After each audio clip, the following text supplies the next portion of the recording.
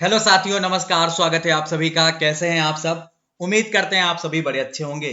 दोस्तों, हड़प्पा सभ्यता भाग 1 हम लोग कर चुके थे। भाग 2 आज करेंगे। अगर आपने भाग 1 नहीं देखा था तो उसका लिंक आपको नीचे वीडियो के डिस्क्रिप्शन में मिल जाएगा या फिर आई बटन में मिल जाएगा, जहां से आप उसे देख पाएंगे। चलिए आज के वीडियो को स्टार्ट करते हैं। आप सभी लोग शुरू से आखिरी तक बने रहें और मैक्सिमम जवाब अगर आपको आते हो तो कमेंट बॉक्स में बताने का प्रयास करें। पहला सवाल आपके स्क्रीन पर है। सैंधव सभ्यता की ईंटों का अलंकरण किस स्थान से मिला है? सैंधव सभ्यता की ईंटों का जो अलंकरण है वो आपको कहां से मिला है? वो आपको कालीबंगा से मिला है। आप इसे बढ़िया तरीके से दिमाग में सेट रखिएगा और ये आपके एग्जाम के लिए जरूरी है। ठीक है भाई, आइए। अच्छा, एक सवाल मैंने आपको बताया था पिछले वाले भाग में, आपको कमेंट करना है ये कालीबंगा कहां पड़ता है। ये जो स्थान है वो आपको किस राज्य में दिखाई पड़ता है, ये आपको नीचे कमेंट बॉक्स में बताना है। चलिए आगे बढ़ते हैं। अगला सवाल है, मोहनजोदड़ो कहाँ स्थित माना जाएगा? मोहनजोदड़ो के विषय में बात करेंगे तो मोहनजोदड़ो पाकिस्तान के सिंध प्रांत में स्थित एक पुरातात्विक स्थल है। तो ये सिंध प्रांत है जो पाकिस्तान का है। तो इसे आप बढ़िया से दिमाग में सेट रखिएगा, भूलिएगा नहीं। सिंधु घाटी सभ्यता के अनेक अवशेष यहां से प्राप्त हुए हैं। यह सिंधु घाटी सभ्यता का सबसे परिपक्व शहर कहा जाता है। समझ गए भाई? ये नगर अपने सिंधु नदी के किनारे सक्खर जिले में स्थित होने की वजह से भी विख्यात है। चलिए आगे बढ़ते हैं। अगला सवाल रहेगा, सिंधु सभ्यता में बृहद स्नानागार पाया गया। बड़ा इंपॉर्टेंट रहेगा। बताओ भाई, सिंधु सभ्यता में बृहद स्नानागार पाया गया मोहनजोदड़ो में। ठीक है भाई, ये आप सब जो जानते होंगे, मोहनजोदड़ो। आगे बढ़ते हैं। अगला सवाल है, सैंधव स्थलों के उत्खनन से प्राप्त मोहरों पर सर्वाधिक किस पशु का उत्कीर्णन प्राप्त हुआ है? तो याद रखिएगा, ये बहुत ज्यादा इंपॉर्टेंट है। किसका प्राप्त हुआ है? बैल का प्राप्त हुआ है। किसका प्राप्त हुआ है भाई? बैल का प्राप्त हुआ है। और आप इसे भूले ना, ये बहुत ज्यादा इंपॉर्टेंट है, बहुत जरूरी है। चलिए नेक्स्ट आइए। भारत में खोजा गया सबसे पुराना और पहला शहर कौन सा था? भारत में खोजा गया सबसे पहला पुराना शहर किसे माना जाता है? तो बड़ा इंपॉर्टेंट रहेगा, जवाब होगा हड़प्पा। क्या जवाब होगा? हड़प्पा होगा। और ये आपके लिए बहुत ज्यादा जरूरी है, आप इसे भी याद रखें।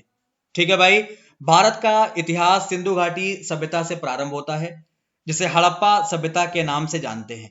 भारत में खोजा गया सबसे पुराना और पहला शहर आप किसे मानते हैं?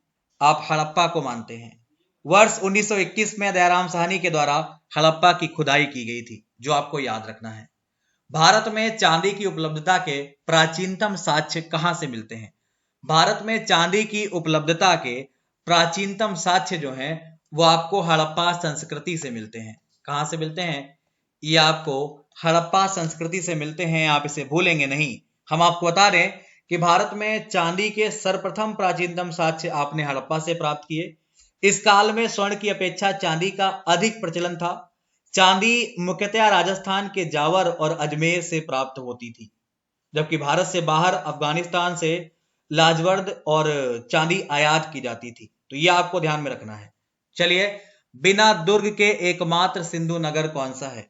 बिना दुर्ग के एकमात्र सिंधु नगर कौन सा है? तो यहां पर आपके जवाब की बात करेंगे, आपका होगा चंदूदड़ो। ठीक है भाई, एक सवाल आपको बताना है कि यह पड़ता कहां पे, ये नीचे कमेंट बॉक्स में आपको बताने का प्रयास करना है सभी को। फिलहाल अगला सवाल है, मांडा किस नदी के किनारे स्थित है? मांडा किस नदी के किनारे स्थित है? तो हम आपको बता दें, मांडा भारतीय केंद्र शासित प्रदेश जम्मू का एक गांव है। ये आपको याद रखना है। इसकी खुदाई भारतीय पुरातत्व सर्वेक्षण के द्वारा 1976-77 के दौरान की गई थी। किसके द्वारा? जेपी जोशी के द्वारा की गई थी। ठीक है भाई, मांडा जम्मू से तकरीबन 28 किलोमीटर की दूरी पर स्थित है और चेनाब नदी के दक्षिणी किनारे पर स्थित माना जाता है। तो यहां पर आपका जो जवाब होगा वो आपका चेनाब होगा। ये आपको अच्छे से याद होना चाहिए। हड़प्पा कालीन स्थल रोपड़ किस नदी के किनारे पर स्थित है? तो ये आपका जो हड़प्पा कालीन स्थल है रोपड़, ये आपको सतलुज के किनारे, आप इसे दिमाग में सेट रखिएगा, यहाँ पे लिखा हुआ है सतलुज के किनारे स्थित दिखाई पड़ता है, जो आपके लिए बहुत जरूरी है।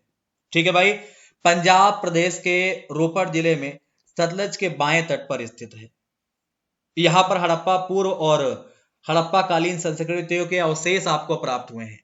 ठीक है भाई, चलिए आगे बढ़ते हैं। हड़प्पा में एक उन्नत जल प्रबंधन प्रणाली का पता चलता है। कहां से चलता है? तो ये चलता है धौलावीरा में। ठीक है भाई, धौलावीरा में। अब धौलावीरा के विषय में थोड़ी जानकारी आपको हम दे दें तो धौलावीरा गुजरात राज्य के कच्छ जिले की भचाऊ तालिका में स्थित एक पुरातात्विक स्थल माना जाता है। धौलावीरा में सिंधु घाटी सभ्यता के अवशेष और खंडहर मिलते हैं। यह उस सभ्यता के सबसे बड़े ज्ञात नगरों में से था। धौलावीरा से हड़प्पा सभ्यता से या धौलावीरा से हड़प्पा सभ्यता में एक उन्नत जल प्रबंधन प्रणाली का सोर्स मिलता है, जो आपका सवाल है। सिंधु सभ्यता किस युग से संबंधित मानी जाती है? तो याद रखिएगा, सिंधु सभ्यता आदि ऐतिहासिक काल से संबंधित मानी जाती है। तो ये भी आपके लिए जरूरी है, आप इसे भी याद रखिए। अगला सवाल है, सिंधु घाटी सभ्यता की विकसित अवस्था में किस स्थल से घरों में कुओं के अवशेष मिले हैं? सवाल नंबर 12 है भाई। तो घरों में कुओं के जो अवशेष मिले हैं वो आपका जवाब होगा मोहनजोदड़ो। क्या होगा भाई? मोहनजोदड़ो। इसके विषय में अगर आपको हम डिटेल में बता दें तो कुएं हड़प्पा सभ्यता के विशेष साधन थे और इनका अधिकतर घरों में पाए जाना लाजमी है। मोहनजोदड़ो के पुरातात्विक सर्वेक्षण में इस बात का पता चलता है कि हर तीसरे घर में एक कुआं था। वहां 700 से ज्यादा कुएं पाए गए। यह आपको याद होना चाहिए। ठीक है, 700 प्लस। आइए, सिंधु घाटी सभ्यता को खोज निकालने में जिन दो भारतीयों का योगदान रहा, आप उनके नाम बताएं। तो जवाब होगा दयाराम साहनी और राखल दास बनर्जी। ये आप सभी को पता है, इसके विषय में कुछ एक्स्ट्रा दिमाग आपको नहीं लगाना है। चलिए आगे बढ़ा जाए। हड़प्पा और मोहनजोदड़ो की पुरातात्विक खुदाई के प्रभारी कौन थे?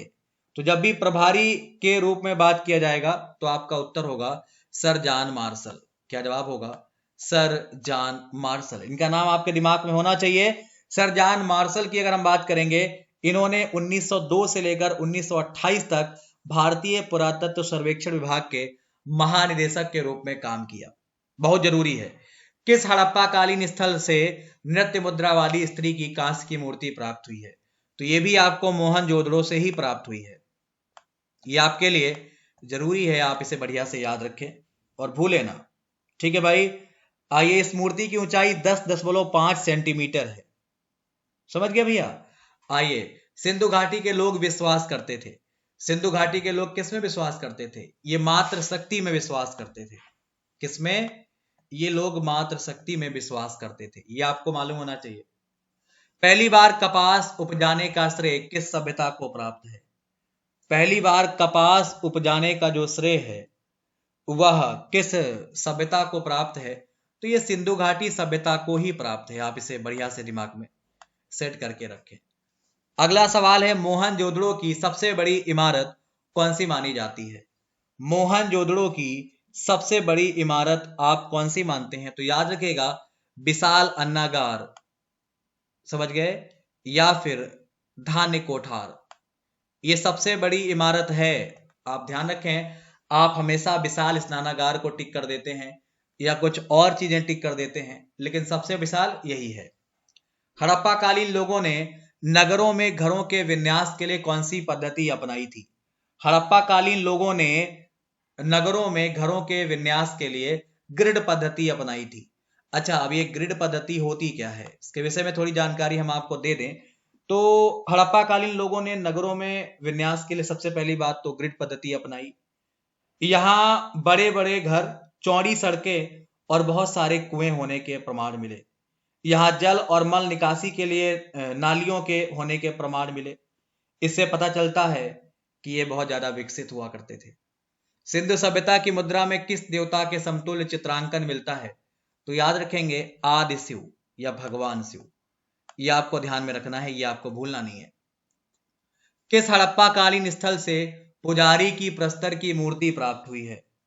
तो यह आपको ध्यान में रखना है, पुजारी की प्रस्तर की मूर्ति आपको मोहनजोदड़ो से प्राप्त हुई है। कहां से?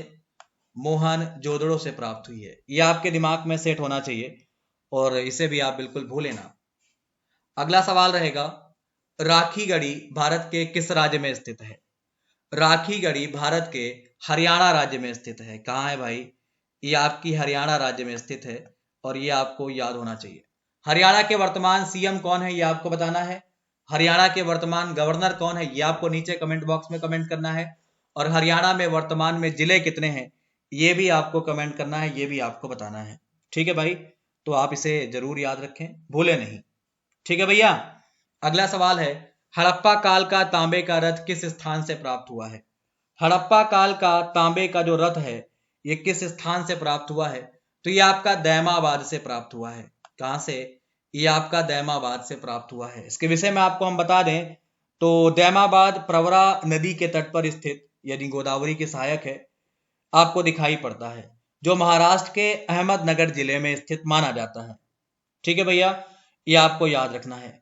दैमाबाद बहुत से कांस्य के सामानों के लिए प्रसिद्ध है, इसमें से कुछ सिंधु घाटी सभ्यता के काल के भी हैं। हड़प्पा काल का तांबे का रथ आपको यहीं से मिला। सिंधु घाटी सभ्यता के लोगों का मुख्य व्यवसाय क्या था, तो इनका जो मुख्य व्यवसाय था वो कृषि था। इसको लेकर कंफ्यूजन में ना रहें, ये कृषि ही सही है। ठीक है, आप इसे भूलें ना। अगला सवाल रहेगा, कालीबंगा का अर्थ क्या होता है। कालीबंगा का अर्थ क्या होता है, तो ये काले रंग की चूड़ियां, ये कालीबंगा का मतलब होता है, अर्थ होता है। तो फिलहाल हड़प्पा काल का ये भाग 2 हमने आपके सामने प्रस्तुत किया और इसमें हमने 25 सवाल कर लिए। 25 सवाल हमने भाग 1 में भी किए थे, जिसका लिंक आपको नीचे मैं वीडियो के डिस्क्रिप्शन में दे दूंगा या आई बटन पर आपको मिल जाएगा, जहां से आप क्या कर सकते हैं, पहला भाग भी देख सकते हैं, या आप डायरेक्ट मेरा नाम लेकर सर्च कर सकते हैं, आपको मिल जाएगा।